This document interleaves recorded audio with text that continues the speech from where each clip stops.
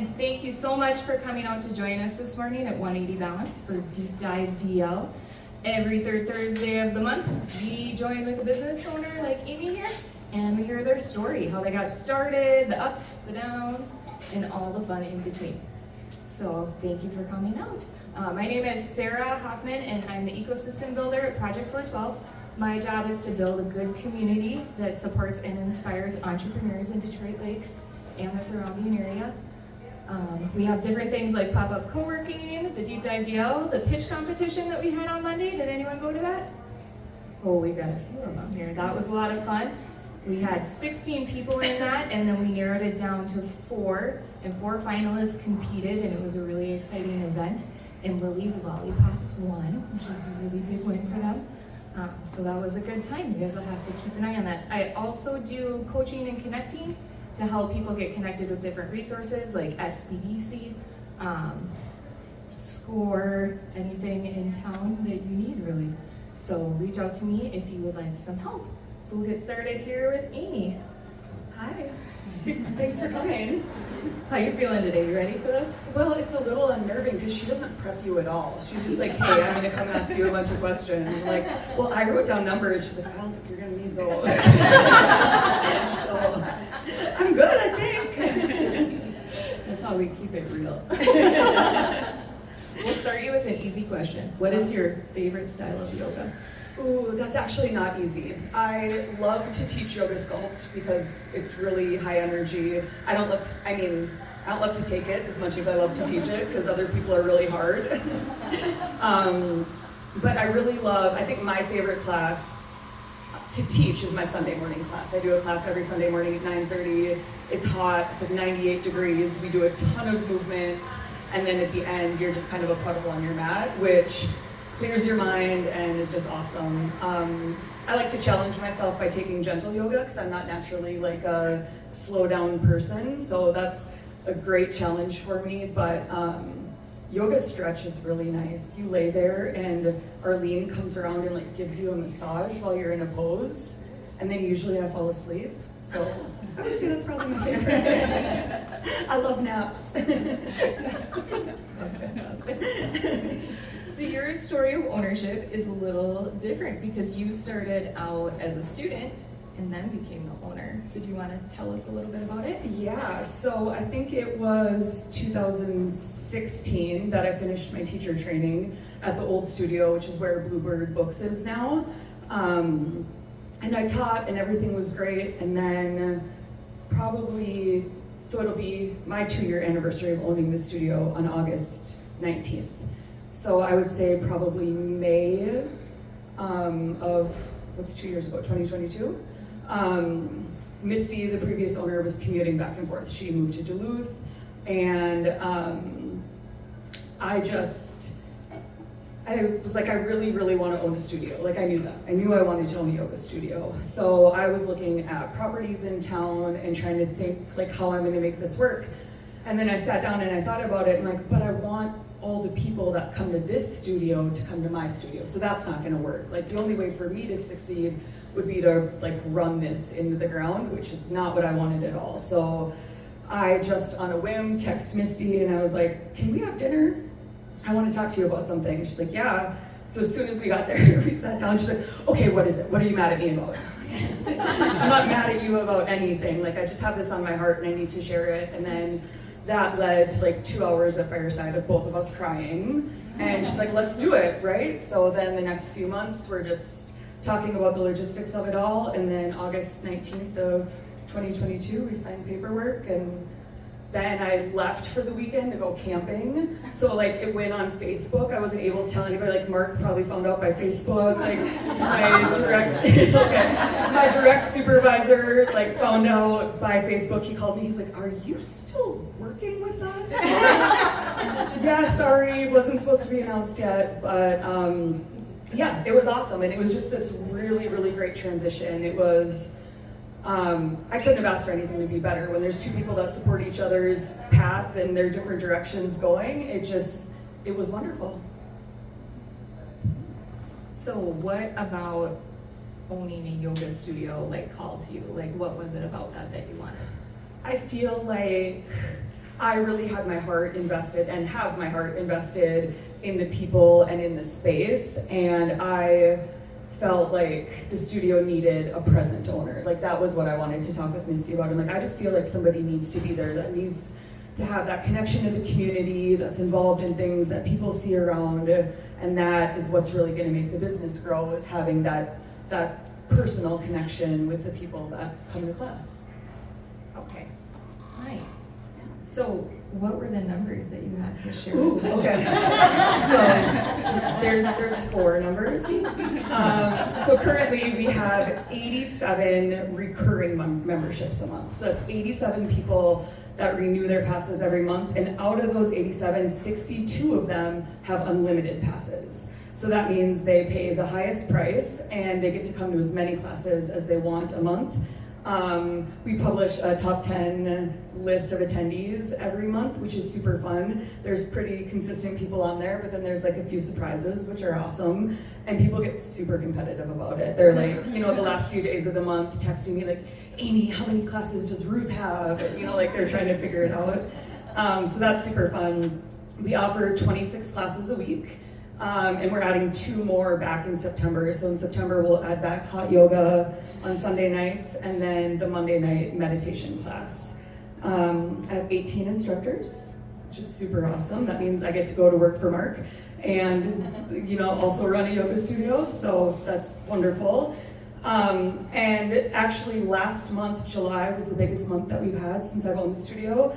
We had 1,683 check-ins. So that's 1,600, and that's not individual people. That's how many times we checked somebody into class. So that's pretty amazing. So what did it look like when you took over the business? Did you just know it all, or how did that work? The processes, like the actual back office stuff, was pretty simple. The software that we have makes it really easy. There were minor changes that I wanted to make right away, but for the most part, it was just kind of trial by fire. I didn't burn anything down and didn't bounce any checks, so I don't know. That's success, right? And then I took a yoga class here one time, and I don't know if you remember, but you were in a large bunny costume. Oh, yeah. So, and I remember walking in and being like, oh, it's so relaxed. And I walk in and there's someone in a furry bunny costume. It's like, what is happening? So tell us about that. What is happening is a great question. I love themes. So that was the Easter class. So every year on Easter, it's usually, I don't know if it was Easter morning. It's probably the day before. Or maybe it was Easter morning, I can't remember. But anyways, I always teach that class, and I love it, and it's hot. It's 99, 100 degrees. The room is packed, there's 40-some people in there. And then when everybody lays down at the end for their final Shavasana, I come out here and I put on a pink bunny suit, like the one from A Christmas Story. It's so hot, you guys. It's doesn't breathe at all. And then while they're laying down, I leave them little treats at the end of their mat. So I've done that. I always dress up for the Christmas class. This year, oh my gosh, for Halloween, I did yoga sculpt in a skeleton onesie. We did a blacklight class. So it was from Aldi. It was $8. But it was fleece. And then you have 33 people in the class, and it's so hot, and you're doing burpees, and I'm gonna pass out if I don't take this thing off, but I didn't plan on taking it off, so I didn't have anything to take off, there was nothing underneath. So, I love doing that. It's so fun. And people, we do theme classes all the time, so that's super fun. She did some yoga in the bunny costume the year I was there, but I feel like there has been a year or two that I wore the costume the whole time, and then I learned from my mistakes. I was kind of hoping. I was like, is she gonna pass out? Yeah, right. It's a real I'll tap out. Some other instructor can take over. So a lot of people think yoga and they think it's just women coming in here, or people who are super fit and they're yogis and they have the lifestyle. But there's quite a diverse group of clients clients that come in here. Can you tell us a little bit about that? Yeah, so I think there's like two really big misconceptions in there. The one is that yoga is just for women, which is silly because we have a man in pretty much every single class that we offer every day, if not multiple. Usually on Saturdays, we have upwards of 10 guys that come to the yoga sculpt class. And so it's definitely not just for women. That's not true. I think the other misconception is that people think that yoga is too hard or it's too easy. Like, I didn't come to class forever, so I'm like, I don't need to pay somebody to teach me how to stretch. That's really dumb. Like, I can stretch on my own. I don't do it, but I could if I wanted to. And then I came to a class and I was so humbled. I'm like, oh my gosh, I want to be better at that. Like, I didn't know that I wasn't good at that. So that was like that drive to do more. But then there's also people that, like, I had a handful of ladies that came in yesterday and they walked in the studio and it was 95 and they're like, oh my gosh, is it always this hot? And well, it actually gets hotter sometimes. But no, it's not always this hot. We have classes, like I said, where you can lay down and take a nap. We have meditation classes, we have gentle yoga, we have literally something for everybody. It's not too hard or too easy, because there's a ton of choices that you get to make, and you determine like if you want to try something else or if you're happy with the classes that you're going to. I like that. So, how do you build community here? Aside from the competitions. Yeah, right.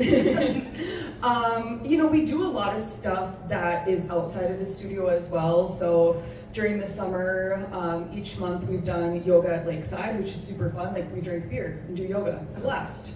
We also do a yoga at a flower farm outside of Perm.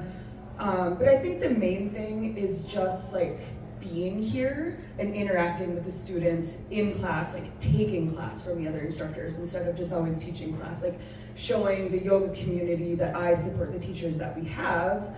I think that sends a really positive message, and then obviously like wearing my merch, like that helps. But yeah, I think it's just being around and being involved and having like a genuine interest in the people that come here, because it really is, it is like a family. And I think so many of you guys in the audience know that. You know that it's like this group of people that are all supportive. We all want the best things for each other. We all want the best things for ourselves. We all want to respect our bodies. So having that like-mindedness, really, it's just like an organic kind of connection. Okay, that's great. Does anyone have questions out here in the audience? I have someone. Tim? He's always my first question person. I'm just gonna hand you the maker. For real? Do you have a question ready? I do. Well, I always have questions, but like, Perfect. so in Detroit Lakes, what are you finding for resources, and what do you need from the community as far as like the business side of things go? Sure. Well, obviously more memberships is great because then we make more money. Big picture, I would love to have a bigger space. I would love to have, because not everybody loves the heat, and there are people that love the heat. There's some people, if I could offer multiple classes in different kind of formats, I think that would be amazing, just to be able to expand and get more traction. Because right now we're pretty limited. The mall is great to work with, don't get me wrong. They work around our schedule, but having the freedom to like set my own time for classes and have bigger capacity and possibly have 2 classes at once would be great. So if you could just construct something for me. That would not be me. Who else has a question? Amy, I love that you're downtown because it adds a different kind of vibe to downtown, having a studio where people are coming weekly or daily or whatever it might be. What other dreams do you have for downtown DL? And as an entrepreneur here, what opportunities do you see? Ooh, that's great. So yes, I absolutely love the location of this because people will come to class, they'll go get coffee. In my dream situation, I would have like Brooke run a coffee line like across the hallway and I could just always have it. Like, that would be great. But I think,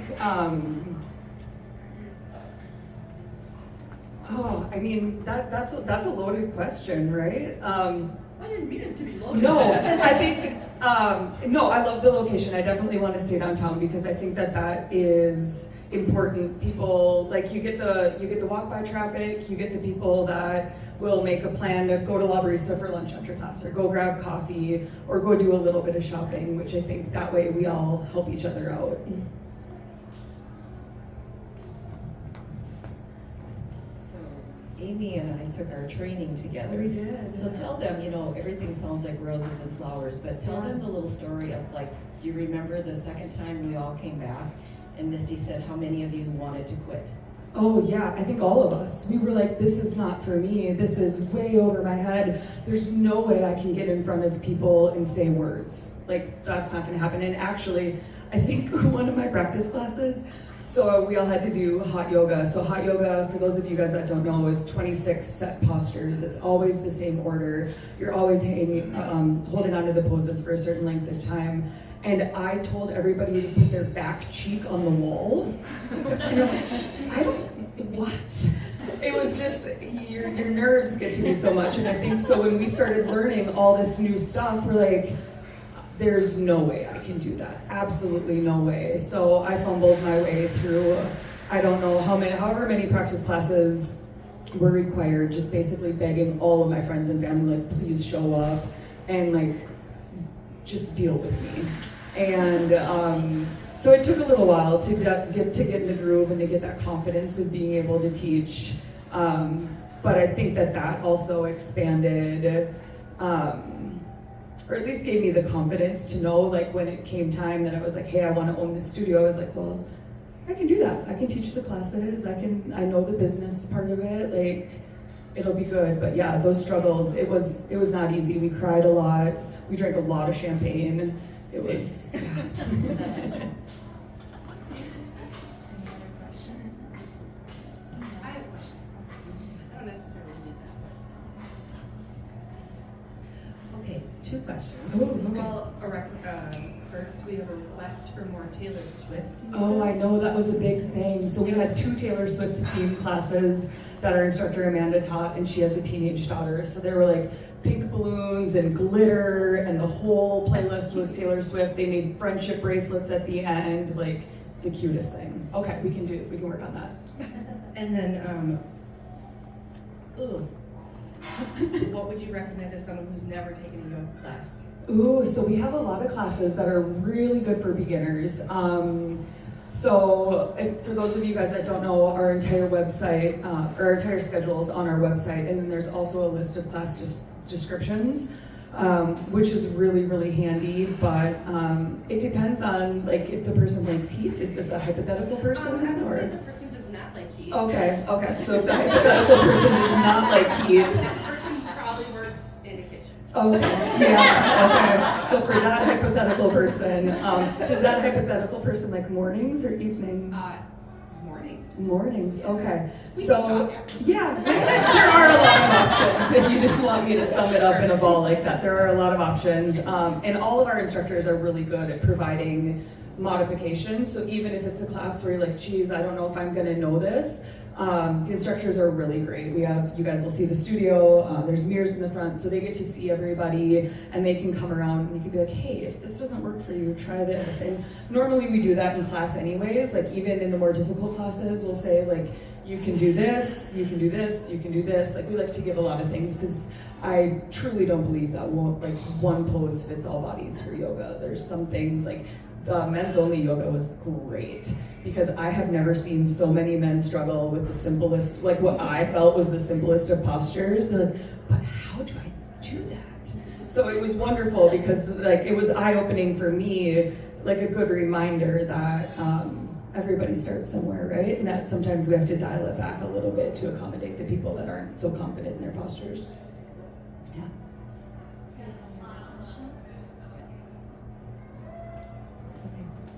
I have another question, if that's all right. Yeah. Are you ready for You're it? running the show. Did I prepare you for this one? I don't know. I guess my answer is no. So when I first started taking classes here a long time ago, I noticed one of the things that like really struck me was everyone was so positive and encouraging. I remember I came in and I had babies and like things, nothing fit right. And I was like, oh my gosh, trying to get my shirt over everything. And so uncomfortable. And everyone was like, you are so good and you're right where you need to be. And they were so positive. And that has always continued here. And it just amazes me because I've never seen that type of environment anywhere else. And so I'm curious, like it's not just the yoga that does it. It's not because people are happy because they've been stretching. So what is it that you think is happening that like keeps that going? I think I would kind of fight back and say I think it is the yoga that's doing that. It's really, everybody is so supportive and everybody's so happy, and I am not exaggerating in any form when I say I feel like this is the least judgmental place that you can come.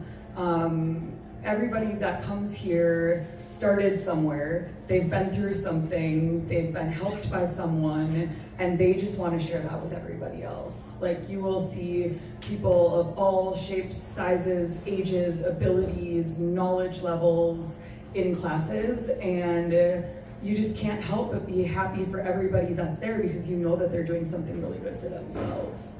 And with that, like we talked about the community aspect of it earlier, like this is our own little nuclear family.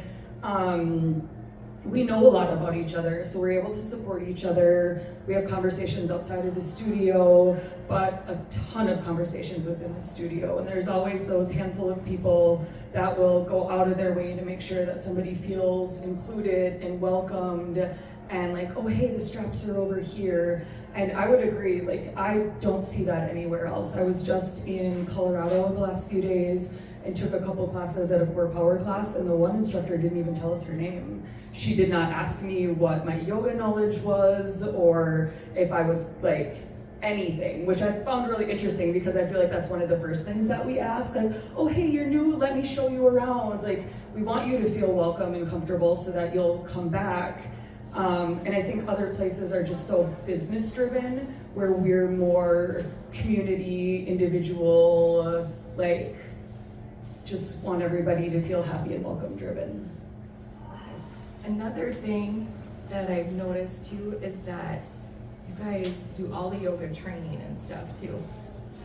But you almost like train your competition, but then it's cool because they're still coming back to take classes and everyone's so collaborative too. So that's kind of building off the last thing. Yeah, that's the yoga again. We all need to do more yoga. We didn't tell you, but she has a lot of bunny costumes for you in the back. Yeah, everybody so has to go wear in there. Okay. Yeah. Is there anything coming up in the next year that you'd like people to know about, or any new things on the horizons? We always, usually at least once a month, there's some sort of a certain event, and that's usually advertised on Facebook and through our, I do a newsletter every month, so at the beginning of the month, the newsletter will come out. So those things are usually communicated there. We have one more beer yoga at Lakeside next Thursday. We're gonna try to do one more flower social in Perm because it's just so fun to be able to do yoga around these beautiful flowers, and then we all make these beautiful arrangements, and that's that part of community, right? So then you get to connect with the people that have come to class, which is really awesome. In September, we're actually gonna do a challenge where it's like a challenge to see how many different teachers you can go to, how many different classes you can go to, and how many different times you can go to, just to get people to break out of their bubble a little bit, to get out of that regular schedule and try something else. And that's all I know so far. That's quite a lot. Well, thank you for sharing with us today. Absolutely. I'm glad you guys cool all to hear came. your story. Yeah. I'll open up the studio. It's really hot in there. We're getting ready for the noon class. So just be warned. But I'll open it up and you guys can walk through there and see what everything looks like. And if anybody has questions on the space, you can just let me know. Awesome. Let's give her a round of applause. Thank you.